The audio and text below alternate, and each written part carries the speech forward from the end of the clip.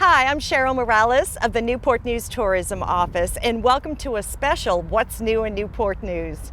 Today we are at the Mary M. Torggler Fine Arts Center here at Christopher Newport University, and we're going to be taking a special tour that's going to be led by the Executive Director, Holly Koons. And Holly, thank you so much for having us today. Thank you for coming. Delighted to have you. Well, I'm glad that we're starting outside. Yes. Because this is such a beautiful site in and of itself. It's art. It's a gorgeous building. Yes, it was designed by a Richmond firm called Glave & Homes, and the three stacked domes represent the three ships that were commanded by Christopher Newport. So, your namesake. Yes, a nod to our history. Oh, fantastic. Well, it is such a welcoming invite, so why don't we go in and check it out? Great. Great. Come on in. The Torggler Center, in terms of our public offering, so we have exhibitions. They're all free to the public here. So anybody can come in free anytime and see our exhibitions. And then we have all year-round classes, and they're for adults and children, and then we have summer camps in the summer.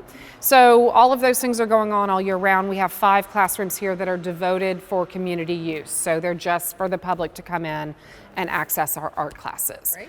Yeah, and then any programs that we do that are exhibition related, so say we do a talk related to the main exhibition, those programs are free to the public as well. So if they're interpretive of our exhibitions, anyone can come and hear them. So we're really proud of that.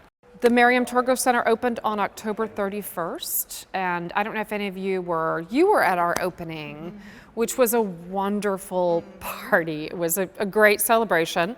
And this is obviously the newest building on campus. And it was intended from the very beginning to house our Department of Fine Arts and Art History, but also exhibition spaces and programming spaces that are intended for the public. So it's very overtly a public building. It's meant for the community as well as the campus and the students here. And most of the art department is sort of to the back of house, and then most of the facilities for the public are around the front of the house, including this atrium space.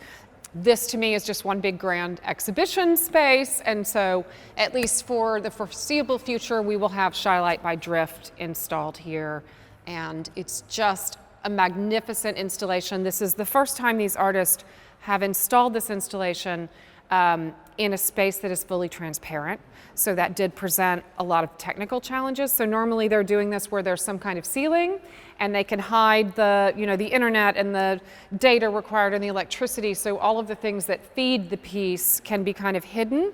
But this space did not allow for that kind of secretiveness. And so fortunately, Kevin Jordan and his partner George jumped in. It was wonderful to find locally, engineers who could help us and work with us on this project. And so they created this great hanging system, and the rest is history. Here it is.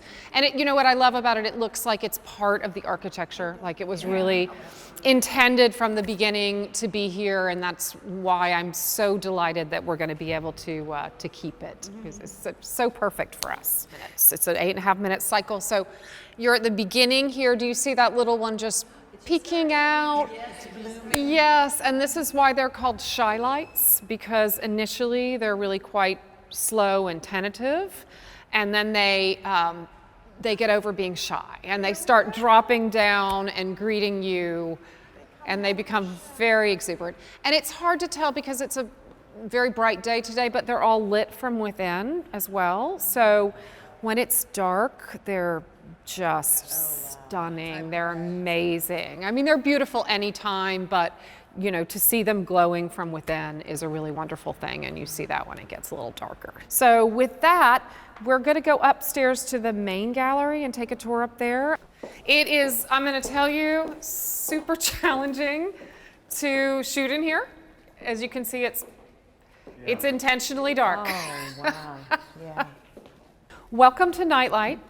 You can see why the exhibition is called Nightlight. It is quite deliberately dark in here because all of these works use light as a major tool or protagonist, and so the works themselves are basically supplying most of the light in the exhibition. And this exhibition examines artwork that lives at the intersection of technology, design, and nature. So all of these works involve technology. They're all investigating nature, however. So however you feel about technology, I know I have a kind of adverse relationship to technology, but I love how artists are using technology these days. Technology is just another tool in an artist's toolbox, just like paint, brushes. It's something that we all live with now, and it's something that artists have found a way to be creative with. And so this exhibition is looking at some wonderful creative works that are mainly experiential, where the artist intends for the work to interact with you or to otherwise respond or be immersive for the viewer. So the piece behind us is a wonderful piece called Lightweeds. Lightweeds is a work by a London-based artist named Simon Huygens.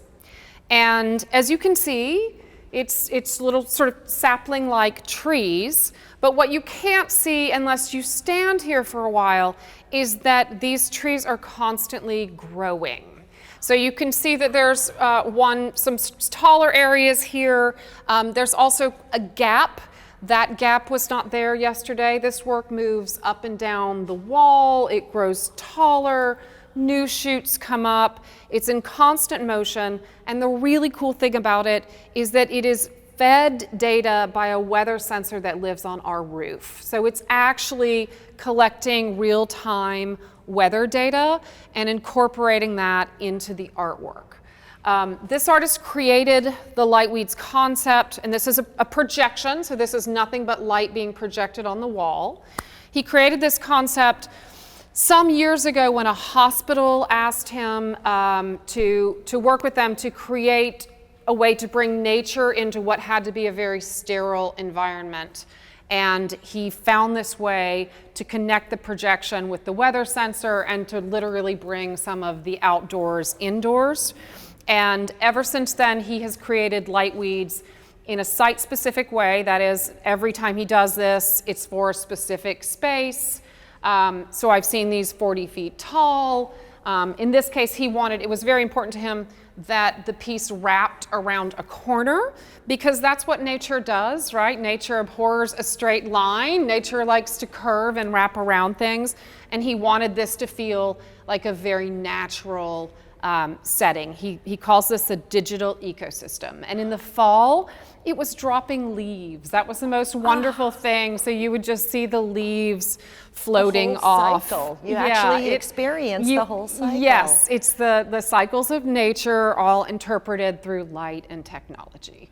A changing exhibit in and of itself. Yes, it is. A constantly changing exhibit. So it's a surprise every day. Yeah. Sometimes it likes to move down over my text panel, which drives me crazy, but that, again, that is nature. You can't entirely control it. Right. So let's move over here. I need a volunteer. I can actually go, yes. I can get near it? Uh-huh. Really? You can. This is scary. You need to be near it. You need to be near it. That's how it's designed. All right. Can you see what's happening? Can I see what's Keep happening? going. Okay. So the lights are following her, right? Oh. So this is another installation by the Amsterdam-based collaborative called Drift, also the folks who did the shylight that we saw outside in the dome.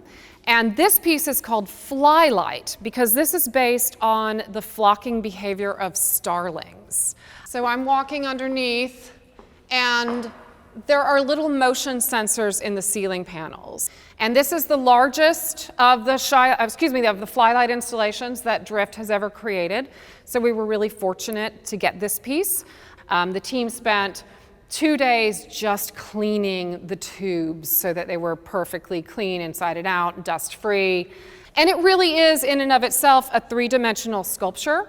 So when you walk around it, when you see it from different angles, it looks completely different. The form is different every time. But they do want you to be inside and basically part of the flock. And the interesting thing is, when we go away, Flylight will decide that we're gone and it will become quiet again. It will flock for a little while after it's activated, but then the birds settle down and they wait for the next visitor to come. This piece is called Remains by an artist named Crayola, who is based in Rome.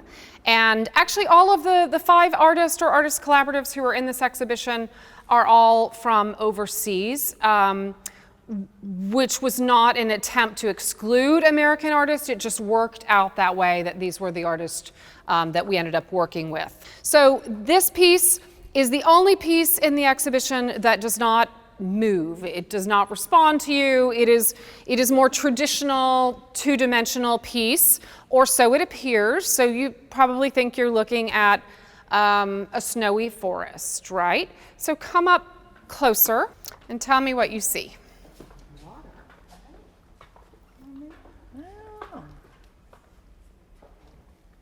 I still see snow. I still see snow. Snow, waves. Are these, when you're saying snow, are you saying that because it's little dots? Yes. Okay, so it's all dots. Yes. It's all dots. So this is different from a traditional photograph in that what you're actually seeing are the pixels. You're seeing the digital data that makes up this landscape. So this artist uses 3D laser scanning technology out in the landscape to basically recreate the landscape tradition. As many of you know, if you've been to museums before, landscapes are a major tradition in American and European art. So think of, for instance, in our country, Hudson River School paintings, majestic landscapes. This artist loves that tradition, but he was interested in looking at that tradition from the perspective of 21st century technology. How does the eye of technology interpret the landscape?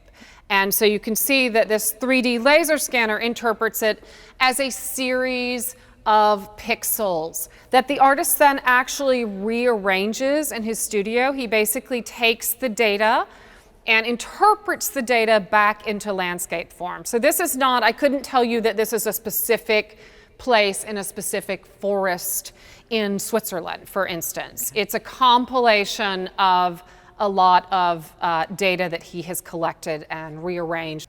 And so we're going to look at an artist behind us, behind this wall. Anybody know what these are? These are actually golden jackals. Jackals. So they're a European cousin, I believe, of the coyote, and have a similar nocturnal lifestyle. So the artist in this case is an Israeli artist named Michal Rovner. And she's done a lot of work in the past on the Israeli-Palestinian conflict and the idea of seeing someone who is different than you as an other and how to bridge that gap, how to bridge those differences. And for this particular project, she decided that she was going to embed herself in a field near her studio that she knew had packs of golden jackals living in it, and they're really only seen at night. So she went out with military-style night vision goggles and all kinds of night vision camera equipment and infrared equipment, and she captured these animals. And so what you're getting is essentially video footage. She does slow it down, so it has a bit more dramatic effect. The artist is trying to put you, rather like Crayola with his landscape, the artist is trying to put you in the same position that she was in and to sort of recreate an experience for you. So this is just a relatively quick loop where you see this animal come out. Now imagine you're the artist crouched down, and this rather large jackal comes out and he turns and looks at you. And he's still for a minute, and then he kind of thinks about it. What's he going to do? And then eventually he moves on. So she is recreating for you that tension and that essentially close encounter that she had with this nocturnal animal. The fact that their eyes glow the way they do is, of course, what is so compelling about these pieces. They seem to be staring into your soul. That's really the way that the camera equipment picks them up. So that's how they looked to her. And if we turn around and look at the piece on the back wall, To me, this one has a very different feeling to it. So this is a mama jackal on the left, and then she has two sort of teenage pups behind her. And to me, they feel much more nervous and tentative. They're looking around, deciding if it's safe to go out. She does this silent barking that is intentionally silent, and to me, sort of one of the eeriest parts of this whole thing. But to me, they feel quite vulnerable. And so I think the question is, who is vulnerable in this case? Is it actually the artist who is documenting these animals, or is it the animals themselves? How long would you say technology has been another tool for artists? Because it's changing, Yes. So I think it would be a very hard tool to use. I think that really depends on the person, but also the generation. True. Right? So who hasn't seen a 2-year-old playing with a phone or an iPad like they're a pro, right? I mean, they've grown up with it. Okay. And it's very natural to them. It's a very natural tool. This is how this younger generation really engages with the world. They're either taking selfies or they're taking pictures of pictures. Sure. Technology is very natural for many of these artists, and as far as how long, artists have been using technology in art as long as technology has existed. Yes. So yeah, it's been a tool as long as it's been out there. Yeah. So good question. Good. So this is a magical piece by a French artist named Johnny Lemercier. It's called La Montagne. The subtitle is 100,000 Polygons. This piece is composed of two things. One is the grid, which is actually a wallpaper that we printed from a digital file that the artist sent us. So the artist created this essentially digital landscape, sends us a file. We created a wallpaper under the artist's direction. And then on top of the wallpaper is this projection. And that combination of the light and shadow with the geometric grid creates the perception of three-dimensionality, right? It gives this piece far more depth than it would otherwise have. And if you notice, even the walls are angled in. That's because the idea was to give you a vista, to make you feel as if you're walking out and either looking through a grand window, or better yet, you could walk straight off into this landscape. He's giving you the opportunity to be part of this remote environment that, let's face it, very few of us have been on, the very top of such mountains. And so he's sort of giving you this amazing experience with condensed time. So over the course of about 4 minutes, this runs through a sunrise, sunset, fog, snow, different weather conditions. So there's this condensed period of time where he tries to give you a kind of sampling of this magical remote environment. This is an artist who spends a lot of time in remote areas. He does a lot of drone photography, but similar to what Crayola is doing, this is not a specific location. This is created from a lot of data that the artist navigated and manipulated in his studio to create this particular landscape. And it's when the shadows come, as of right now, it feels really, really tangible and feels as if, it's actually existing for us. That's how the piece, it has to be very meticulously aligned so that you get the effect of three-dimensionality, you get the crests of light on top of the right peaks and so forth, so that it all lines up and it feels tangible. This artist has also done a series of works where he projects into mist, into water mist, which also has the effect of expanding the light and shadow and making it feel like there are tunnels in the air, and it's the most fascinating thing. So really his art is about perception and about trying to alter your perception and convince you that something is there, when it in fact is quite a flat surface. PFAC had a number of programs that Christopher Newport promised to respect and uphold the spirit of those programs. Not necessarily exactly the same program. One of the programs that people talked to me about and were very passionate about was the Prefaces exhibition, which is an exhibition for high school students, and that is what this is. We did decide to carry that on. This is an exhibition that we will plan to do every year for regional high school students. So it's in this room, but also because we had many more works than this. Our 2 hallways on either side of the main gallery, those are all properly lit spaces because we knew we would have overflow from these small galleries. And so the 2 hallways are installed with Prefaces as well. So if you are interested, those are those 2 areas. And then why don't we go around this way, because it's a beautiful view of Shylight, and we'll just check on the fox in the micro gallery, and then we'll go downstairs. Oh, look at this. So this cool little space is called the Micro Gallery, and it's such a limited space. I felt like we needed an installation here that was going to take up the whole space and make it feel large. And so the artist is Ryan Lytle. I thought he was the perfect person for the job. He is a practicing, exhibiting regional artist. He's also an alumnus of CNU and is an adjunct professor here. So I had seen Ryan's work actually before I even moved to this area because it's so memorable. He does these huge sculptures that are then felted. He is just amazing with felt and creating this sense of texture. And with the color, obviously, this highly imaginative color.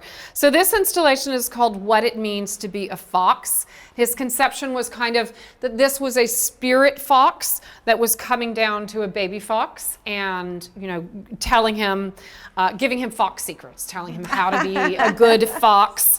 And again, they're basically wire armatures that Ryan has created this marvelous felting on top of. And then he 3D printed the teeth, which I think are so fascinating. And I remember the day he told me that he needed hot pink AstroTurf for the flooring. So that is part of the installation. And then he painted the pattern all over the wall. So it's a whole environment. He wants you to come in and look around.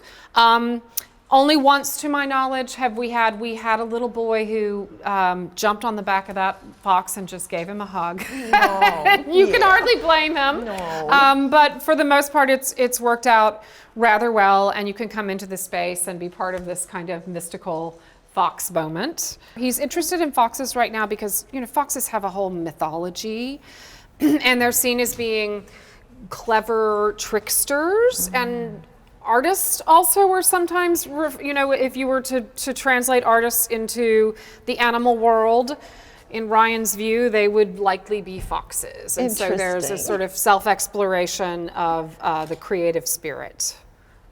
So this is one of our classroom spaces. We have 5 classrooms here at the Torggler that are devoted for community use only. So they're not for the academic side of the house, they're for the public side. And we have year-round classes, camps for all ages that happen in these classrooms. In fact, there's one going on in there right now. We have evening classes, we have classes on weekends, we'll have workshops sometimes that are just 2 or 3 hours on a weekend. The last one we did was a Valentine's Day ceramic workshop, and it was very popular. Hi. It's okay. So we scared clay as well as water. We have a clay studio, and then the other classrooms are multi-purpose. So we do everything. Really, we can do everything here except glass blowing. We do not have the facilities for blowing glass, but beyond that, you can do almost anything. What we were talking about earlier with your other expedition, technology? Is yes, that something you're dabbing in? The first thing that we're going to do that involves technology is technology that is that everyone understands as art, which is photography. So we actually just got an amazing donation of cameras from Canon, from our local Canon. Thank you, Canon. Yes, thank you, Canon. Yeah. And so we're going to be able to start digital photography classes, and then we'll borrow our academic facility, because this will be happening on Saturdays, we'll borrow the classroom where the kids, manage the digital imagery. So we have really nice facilities in there, computer facilities.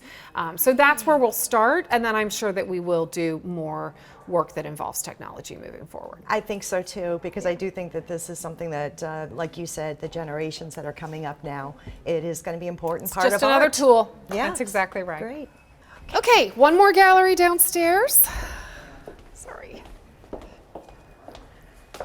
This is the community gallery, and as I mentioned to you, this is a gallery that is devoted to the work of local and/or regional artists, so folks from Hampton Roads. In this show, which is a celebration of William Bill, known as Bill Grace, who is a local businessman, has also been a supporter of the university and a supporter of the idea that there should be a community gallery in this institution, and I really, really believe that. We need a space that is devoted to the creatives who are in our own community, and this is that space. So Bill Grace has been a photographer most of his life, and even when he spent 22 years in the military, and he continued to do his photography during that time. Then he came out of the military, established a successful business, and continued to be a photographer. It's really his love and his passion. He is 92 years old now. Some of these have some meaning, personal meaning injected into them. So this one is called Black Crucifixion. And it's an image that he actually manipulated and toned so that the body of Jesus is actually dark. This is meaningful to him. He is an African-American artist. And then he's also done, actually my favorite of his works are his really beautiful floral still lifes. So there are two of them in here, but he has many more of those kinds of works. So he's really diverse. Works in color, works in black and white, tries all kinds of techniques. He's really quite adventurous in terms of his photography. You never know what you have talent-wise in your community, so I'm so glad that you are dedicating this still. So the next time you come in here, it will be someone else, and this is a solo exhibition. We'll do that from time to time, but we'll also do group shows with lots of different artists. Well, wasn't that a tour? I told you it was going to be. Holly, thank you so much for inviting us in and giving us an exclusive tour of this facility. But really, you need to come in person to see these exhibits. They are just phenomenal. Also consider this for, a place for a reception. Maybe it's a wedding. Maybe it's to do with an association meeting or something along those events, because this is a beautiful backdrop for that. It's really unusual in the community. There's nothing else like it. There you go. I want to direct people to our website. Of course. Which is thetorggler.org. And that is where all of the information on our exhibitions, upcoming programs, our classes and camps, all of that can be found on our website. So folks can visit to learn more. And remember, there's no admission here, so there's no excuse. You got to come and see. So, of course, go on their website for more information, but you can always go to ours as well. And that's newport-news.org. Thanks again for watching. We'll see you soon.